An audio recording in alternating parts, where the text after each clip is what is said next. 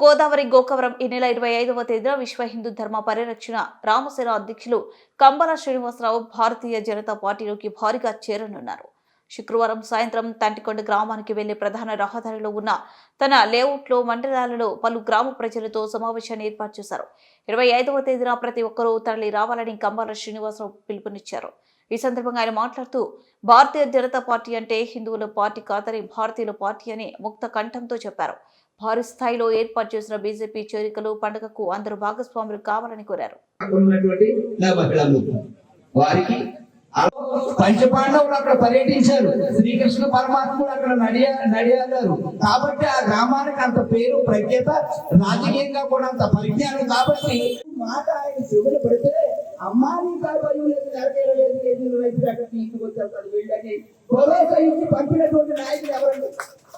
ఎప్పుడైనా మనం చూసామండి, ఎక్కడైనా చూసామండి.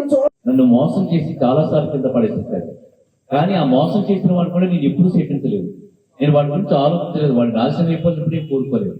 మోసపోతూనే ఉన్నాను, చివరి వరకు చాలాసార్లు మోసపోతూనే ఉన్నాను.